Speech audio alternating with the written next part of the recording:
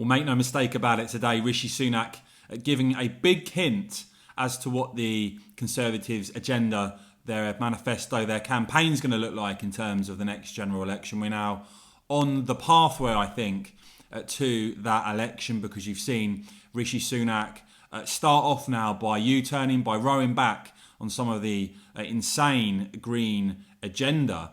And of course, people say there's public support for all of this until, of course, people are actually told or find out that this is going to impact their finances directly. I think this graphic is particularly really the one that people should be looking at, that tells its own story about the reality of all of this. And today, a change in approach from the Conservative government, who have laid out how the UK has reduced emissions faster than any other major economy, have laid out how the UK's share of global emissions is now less than 1%, which just shows you how deranged and radicalised some of these morons are, pushed to totally decimate our economy on the basis of some of the extreme green agenda.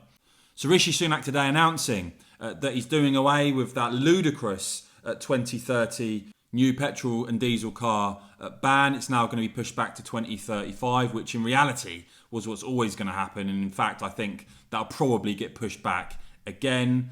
And you've got the government now talking about never forcing people to rip out their boilers for an expensive heat pump. And you've got the approach the government are now laying out for a new approach, as they're describing it, a new approach to reach net zero. So I'm going to play a clip of what Rishi Sunak has had to say today. And let me know in the comments below, does this U-turn, does this change in direction from the Conservative government, from Rishi Sunak as Prime Minister, make you more likely to vote Tory at the next election?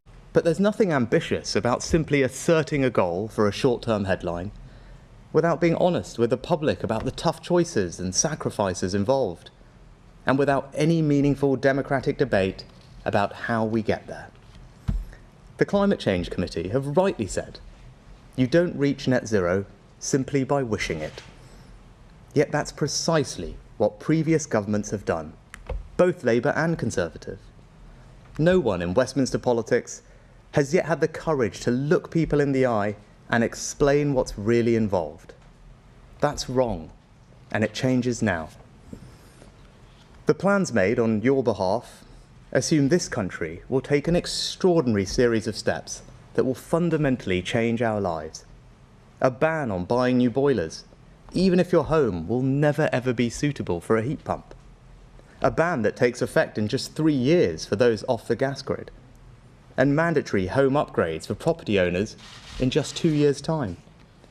There have even been proposals for taxes on eating meat, new taxes on flying, compulsory car sharing if you drive to work, and a government diktat to sort your rubbish into 7 different bins. Now, I believe deeply that when you ask most people about climate change, they want to do the right thing. They're even prepared to make sacrifices.